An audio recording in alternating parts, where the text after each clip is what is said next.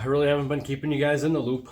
Uh, just been busy working on the bike. We had somewhat of a cram session, and like I said, sometimes filming just takes a little more time than what I have available to get stuff done.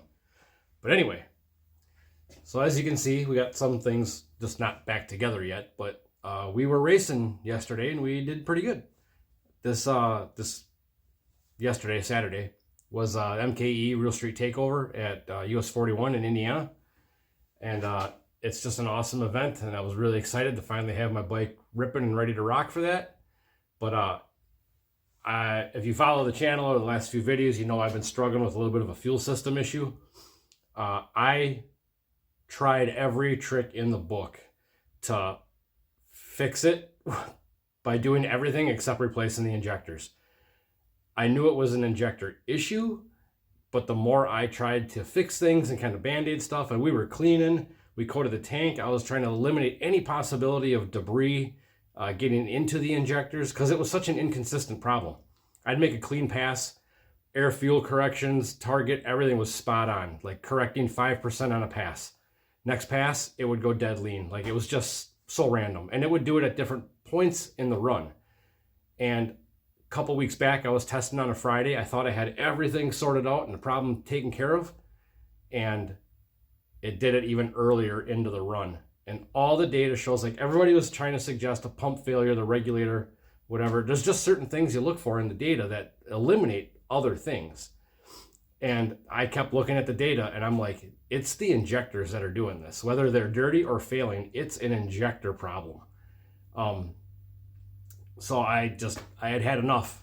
And after that day testing, I decided it was injectors. We're doing it. We're just going to bite the bullet. I'm doing injector dynamics 2600s and no looking back. So it's either sink or swim. We're either going to, problem's not going to go away or we're going to end the suspense, that kind of thing. And sure shit, I put the injectors in and I made a couple corrections and it fired right up. Fuel Tech's so easy to work with when you make changes like that. It fired right up and it was within like 15% right away, like idling. Made a few tweaks in the garage, and then I was in panic mode to get these injectors because that race was Saturday. I didn't get the injectors until Wednesday. Maybe it was Tuesday, I forget. Been busy.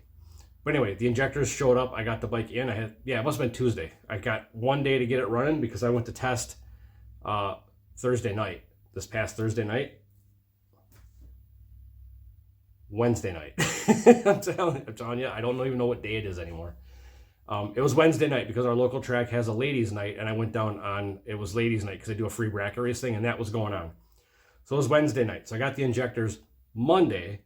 Tuesday, I put them in and got everything dialed in with the tune. We went testing Wednesday. And first pass off the trailer was a full pass right back into the sevens. Like it didn't skip a beat. All my targets, air fuels, everything. Injector duty cycle went from what would have been 90% on a pass like that to about 55 to 60%, something like in there on that pass. It dead hooked and wheelied, but I mean, it happened so quick and early in the run that I just got in and out of it and, it made the rest of the rip and it was good. And made 3 passes total that night and every one of them was a full pass and air fuel. The bike runs completely different. And I truly believe after having the injector dynamics injectors in here now, that the injectors I was running were from 50 Motorsports, and I'm not bashing them. That's where I got them from. They're just like whatever, maybe like a Remand or hopped up, just a Bosch injector. They were 2200 cc, so technically they were enough, and technically they were methanol safe.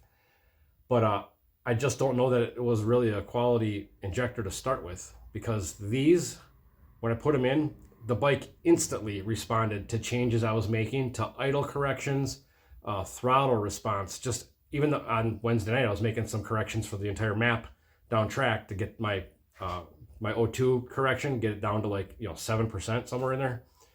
And it only took 2 passes to do it.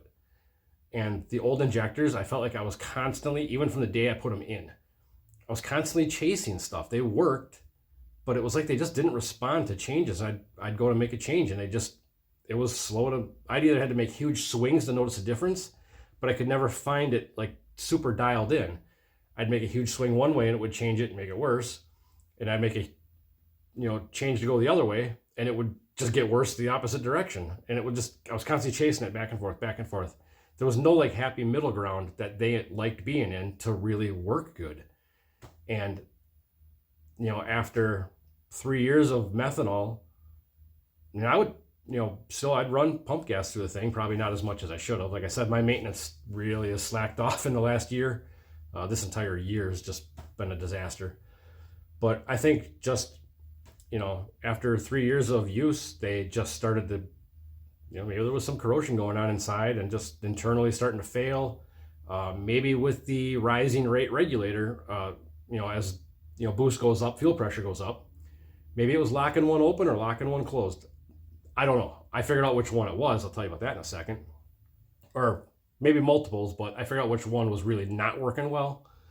But yeah, like I said, I just, over time, maybe those injectors just weren't cut out for the job of what I'm trying to do with them.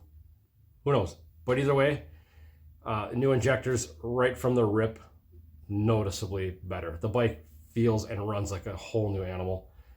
In fact, I'm actually, after the race yesterday, I kind of got to relearn how to ride it because it's making more power, like straight up. I don't know if they just atomize better, whatever. The bike is an animal, and it was the third pass I made last night. Yeah, Saturday night, last night. Third pass I made was actually, I lost that round. It was a close race, but it was almost unrideable. It was just on a rip. And I got video of that. I'll put in some videos and stuff later, but I'll go through some of the stuff I found before the race yesterday even. So I'm kind of jumping around here. But we'll go from, yes, new injectors fixed my problem. I didn't change nothing else after all the fuel filters and cleaning and debris and looking for stuff. All things I thought was the problem. We just kept working down the line. Injectors fixed it. It was just, that was the one part. So now we're to the point we can get testing Wednesday night. So on Wednesday night, I made 3 passes and I was real happy with what I saw, but it wasn't without some issues. So I'll go over to the bike now and kind of walk around. We'll chat a little bit about what I changed and what kind of had happened a little bit. So we'll go over and check this thing out now. So first thing you might notice different on the bike, my catch can setup. The catch can tank that was in this tail was the one that I made. It had been in there since it was a nitrous motor and making not nearly as much power. It was a small tank. It was a bad design on my part. I just worked within the kind of like little area that I had to work with. But the problem was I was basically using a number 6 hose to feed into the bottom of the tank, and then the vent was on the top. So whether it was a filter or the tube that I had coming out of the tail, no matter what, everything that would kind of piddle into there was just pushing it out. I was always soaking filters, or even when I went to the puke tube itself, it would piddle out and get on the tail. Kept it off the back of the bike, but I was tired of cleaning the tail off, and it was just, crankcase pressure was just a problem. And it was a very correctable problem, and I actually got to see really cool data because I changed this up 3 different times, and every time the crankcase pressure got better. So initially with the number 6 hose on there and my setup with a regular, like a little filter on the tank, I was seeing like 6 to 7 pounds of crankcase pressure on a 14 pounds of boost pass, like a full rip on 14 PSI. I was getting that much crankcase pressure into the tank, and it would piddle or it would get some stuff in the tank. So I knew I had an issue. Well, then I went to a number 8 hose into the tank, and then I just got rid of the filter, and I had a 1/2-inch tube that you saw coming out of the tail, my old setup that I had. That reduced the crankcase pressure by about 2 pounds on a full rip on 14 PSI. 14 PSI has been like my super safe playground area that this bike runs on normally and it's happy. I might put 5 or 6 on the scramble button, but 14 pounds has kind of been where it lives. It's just been happy with like the no prep stuff. Makes good rips. As I found out yesterday, that's not the area I need to be in anymore. So my 3rd pass was actually a little more. But the way this bike responds to boost, we're going to start turning it up a little more, I think. But back to the crankcase pressure. So after Wednesday night, the bike was actually running good and making more power and just rocking. It was piddling some crap out the vent tube on the back. Data logs again showed about 6 pounds of pressure in the crankcase. But the motor is very healthy. Like, this motor is actually doing very well. And I'm convinced that the crankcase pressure I'm seeing was from just not a good enough vent system for this motor. So fast forward to Wednesday night, I get back from the track, and it's late. I got to go to work Thursday yet. Wednesday night, I decide that was originally going to go on my truck, sitting on the bench, just hanging out over there. I'm like, you know what? Screw it. Them two big filters, a number 10 inlet. I'm like, I'm tired of cleaning stuff off the bike and dealing with this crankcase pressure thing. It wasn't hurting the motor, but crankcase pressure isn't good. It's like an internal restriction on the motor. It's an air pump. But I'm like, I am putting this most vented and baffled, actually. My old tank was not baffled. So this has got some really nice baffling in it. Like for like $40 off Amazon, I can't build that for $40. That's why it's on there. I just bought it and it's on there. But I now have a number 10 hose into that tank with the two filters. All 3 passes I made yesterday, first, second, and third round, when I finally lost, it only saw 2 psi of crankcase pressure at 18 pounds of boost for the whole pass. So I literally have the data to show every crankcase venting setup on the bike, how much pressure it made on every pass, and it made the least amount of pressure with this setup on the most boost it's ran. So crankcase venting there's a science to it. And I'm pretty happy with this now, because now I have nothing in the tank. It's not building any pressure. Nothing getting on the bike, out the tail, nothing to clean up between rounds. One less thing to worry about. On to the next issue that we came across. So I go up, second pass I'm going to make, which was actually my third attempt. My second pass actually ended up being the best pass of the night. But I rolled the thing in the beams. I got the clutch in. I go up on the 2-step. Well, actually, let's back up to the burnout. When I was doing my burnout, I noticed the wideband flickered on and off, and it came across with an EO. I don't know if it was EO3 or EO4 at the time. It was real quick. I'm like, oh, what the hell was that? I'm like, now I got like an electrical glitch or something going on, or the wideband's going bad. I don't know. But the bike stayed running. So I finished the burnout. I roll up the starting line. I go to stage the bike. I clutch it, put it in gear. I go to roll up on the 2-step. As soon as it starts making boost and popping a little bit, boom, bike shuts off, no power. Oh, what the hell's going on now? Well, my bike has the stock controls yet. So all I did was flick the bike off, back on, and when I went to hit the starter button, I saw sparks arc down there just real quick. Well, the batteries are right here, but my main grounds are all right up in here. So it happened so quick that I couldn't tell if it was a battery issue or if it was down by the grounds. There's not much going on with the battery stuff here as far as like cables and stuff. So I'm like, I wonder if I just got a loose ground over here, and that's where the ground for the wideband is. So I go back to the pits, I pull all my grounds apart. There was a bracket that had some paint on it that wasn't super clean, but I cleaned all that stuff up, put it all back together, and then I go up. Now this is my third attempt of passes, my second pass for the night, and it's fires up fine. I ride it over to the staging lanes, do my burnout. I go to stage the bike. It's awesome. It spins the tire for just a second. I just chicken winged it and got back in it, and it was actually a really good pass. Like, I was super happy with it. And data log, everything looked good, except at the end of the pass, I saw that the wideband flickered on and off again one more time. So now I know we got an issue somewhere. I decided I was going to make one more pass attempt for the night. And the track was going away. Like I said, it was ladies' night. They weren't doing any dragging, prepping, nothing. It was probably the most unprep I've ever been on. But I figured I'm going to try to get down the track. I made a few map changes, pulled some timing at the hit, whatever. Track was just straight up grease. There was dew setting in. It spun the tire at the hit. It spun it when I tried rolling in it down track. And then about 4th gear, it was still trying to spin it. And I got 5th gear. And I just rolled into it. So I got one clean gear of data for the third pass. And that still showed like my air fuel, my corrections, everything was good. The front half of the track was just garbage. But anyways, we were done for the night.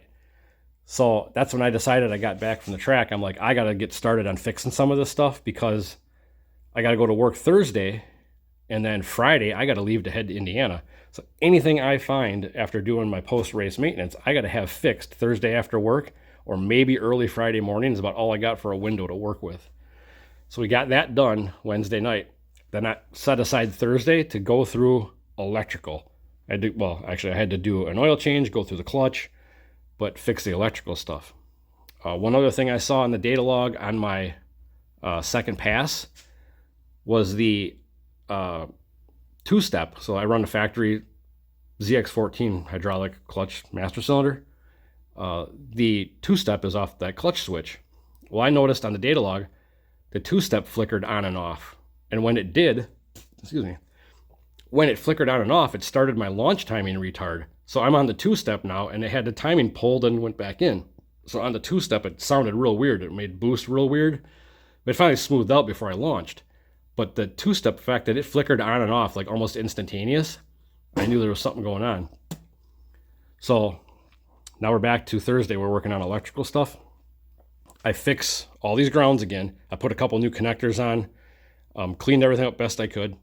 I went through the clutch switch, found one of the connectors on that was loose. So I think when it went on the two-step, just the harmonics going through the bike was actually vibrating the switch enough that it would lose contact for just like a fraction of a second.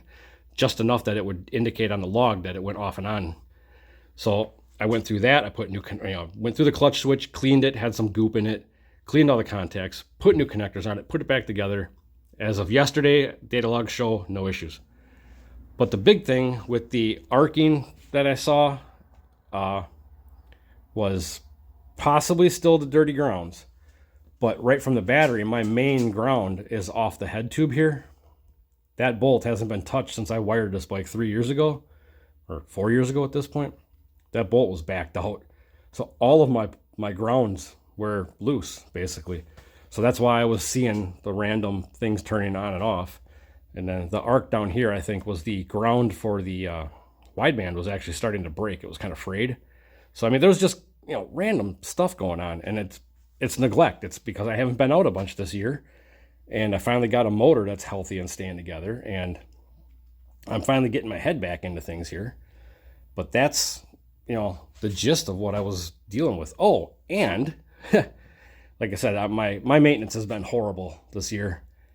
As I was going through things, getting ready to kind of get it into race mode for this weekend, I hadn't gone through the spark plugs since the last trip to the track with the old injectors in it when it was going lean and nosing over. I hadn't checked spark plugs on this thing at all. I put injectors in it and then we went testing. I pulled injectors out of it on Thursday, or not injectors, I'm sorry. I pulled the spark plugs out of it on Thursday. It was one of my last, oh yeah, I should probably check those since we're giving everything a clean bill of health, new oil, fresh clutch set. And let's check the plugs. Well, the number 2 spark plug, the end electrode was nipped. It wasn't gone, but the end electrode was kind of nipped away a little bit. So that wasn't exactly helping things. Fresh plugs, all that stuff. Now we're racing. So we were at the race yesterday. So now we'll do a little race recap for you.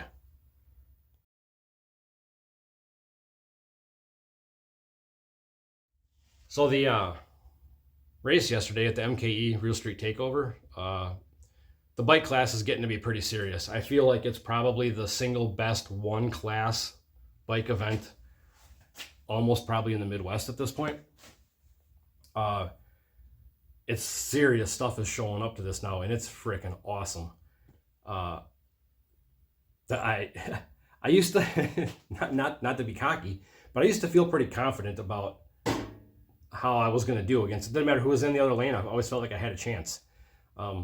It's not really the case right now. There's some bikes out there that I'm like, oh, I probably should step my game up because everybody's going faster now, and I've been kind of stagnant a little bit, just trying to make passes. And that's where I'm thinking now I need to just start running more boost. This whole just capping the thing at a safe 14 pounds and maybe a few extra on the boost or on the scramble button. That's not cutting it anymore. And yesterday proved that the bike has a lot more in it without running a lot more boost. But I just need to run it at that next level, and I myself got to learn how to re-ride the thing when it's making more power because it stepped up its game faster than I could. But the race yesterday was awesome. I couldn't be more happy with how the bike performed from the start of this year to just panic mode to get a motor together, to get injectors, and like all these stupid issues to overcome. Just getting that thing down the track was like a huge win. First round, I drew one of the fastest nitrous bikes around. Luckily, or unluckily, whatever, he had a little bit of an issue, so I don't know how close it would have been if he didn't. But my bike made a really good pass. I was really happy with it. And I do have some video from the starting line of my first 2 rounds, first 2 round wins.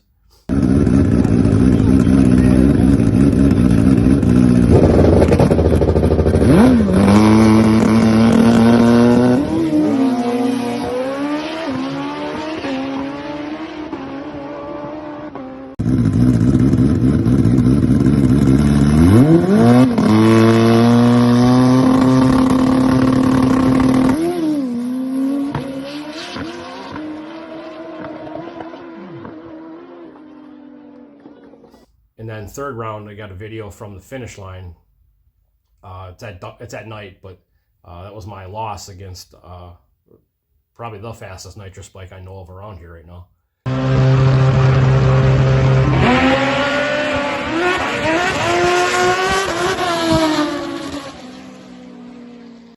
And no shame in losing to it. The guy's fucking fast. And I was just glad I made it a close race. I mean, it wasn't clean for either one of us. But it was freaking fun. Just for it to be that close, like, it was just a fun race. I even told him at the end of the track, I'm like, man, you built a hell of a bike, and that was a fun fucking race. But yeah, so I'm beyond happy with this thing right now. It's not leaking nothing. The motor leaked down good. Compression test good. Spark plugs are all still in it. Like, I even pulled them out and looked at them today, which I had failed to do previously. Spark plugs all look good. I didn't touch the clutch for 3 rounds. Yeah, this thing is pretty much like kind of dialed for hot lapping. Other than I get back from a pass, I just pull the clutch cover off, put a fan on it, top off the fuel, top off the air tank, check the air in the tire, and then I'm ready to rip. Just clutch cools down in a few minutes and put the cover back on. But we're gonna probably button this thing up, put it back together, and this coming weekend now, it's Sunday night, so next Sunday, a week from now, is cash days back at US 41 in Indiana. It was an invite only race. I think we got 16 bikes. I think they capped it at 16. It was 16 invites, 16 bikes will be there, and I'm excited for it. I think it's gonna be a lot of fun. So I don't know what else to expect other than I think we're going to just start throwing more boost at it. Well, that was what I was going to say. So yesterday during the event, I decided, instead of capping it at 14 pounds, I was just going to step it up to 18. Not a huge difference, in numbers wise and boost wise, but I'm like, I think safely I can get this thing to go a few rounds on 18 pounds and not hurt nothing. And I still have never really pushed this whole setup. I've gotten it to run to where, like, just enough to be competitive. I haven't tried to lean on it to where I'm hurting stuff all the time. Like, I'm a half second faster than everybody else. Not the case. I pushed it just hard enough to kind of just be in the mix. But now it's time to put some more boost to it. And how it responded from 14 pounds to 18 pounds, and then, I had 4.5 pounds, whatever it was, on the scramble. I had to look at the data log and see what it jumped to. I don't remember what it was. Well, you can feel it when it hits the scramble button. You gotta hold the fuck on. But like I said, I got to relearn how to ride this thing with more power. And we'll just, 18 pounds will be my new minimum. And then we'll go from there, make some clean passes, see what it does. If we start running out of time for the year, I'll make 20 pounds my new minimum. I'm just going to keep trying to bump it up and seeing how the tune performs, because they're getting into areas of map that I haven't had to tune for. And we'll just see, how it goes. Maybe I'll have to start working on the clutch a little differently now, and I'm excited to see what this thing will do, because it shows promise. Like, after the testing on Wednesday night, real happy with what it can do. This event yesterday, there was no timing system. It was a flag start. Limpy was actually flagging it. So I had a draggy on it for 2 passes, and one of them, I think I don't know. It just felt like it was faster than what the draggy said. The first pass with the draggy on it, I'd believe pretty close. But the pass after that, it felt quite a bit faster. But it was also the round that I lost, and the bike was out of control. So maybe it was one of those things where my butt dyno was kind of lying to me, and it was just so wild and out of control that it felt fast, but it actually ran like 2/10 slower, like 2/10 slower. But I think it had the mile an hour, because in the video I'll show you that race. Like I said, it wasn't clean by either one of us. He was wheeling and I was spinning, and he was spinning and I was almost in the guardrail. I should have lifted, honestly. But it was a fun pass. It was that close that I didn't want to get out of it, because I was starting to catch him. I wasn't just gonna slingshot past him, but I felt like I had it a little more mile an hour at the end, because in the video you'll see like I got on the scramble button just a little too late, and I think I had the mile an hour at the end of that one. But he did what he needed to do. So that's kind of where we're at. Learning to look at data logs again, and learning how to retune the thing again and tweak and tinker. Like, unfortunately, it's middle of September, and I'm finally getting back in the groove of wanting to race this thing and work on it. That's how it goes. This winter, we'll put probably a second motor together. I'm going to leave this together as long as I can, unless I need parts for a second motor. Kind of, because, like I said, this is mismatched cases. Like, this is not even what you're supposed to do. That head is kind of worn out. Like, I wouldn't even say the wrist pins go in the pistons real good anymore. Like, that's some used, beat up stuff, and it's just kind of working. We're going to leave it alone. I'd like to keep that as just a complete motor, as a backup, nothing more. I got stuff over here, cases, not that crank, but I got cases in the head and some other stuff. I'm picking up another good crank next weekend at the Cash Days race. But I want to put another motor together of all new parts, new rods, new pistons, new trans, new valve train, and not have to constantly just go through my bins of the best of unbent or unfucked stuff I have. So that's the plan for now. I don't know how much tinkering or anything I'm going to change on this thing before next weekend, because honestly, it's like, it was working really good even out of the hole. Like, the chassis, everything seemed to be dialed. I made one shock change. Made one shock change and one tune change, and I think it completely changed how this bike leaves. And like I said, it's just going to be me learning how to re-ride it again, get back in the game. So for now, sorry, more of a chatter video than getting anything done, but this is where we've been at. I've been in just, no time panic mode to get this thing together and chase parts and drive around. Let's go do some racing next weekend and see how we do. Thanks for sticking around through this much blabbering.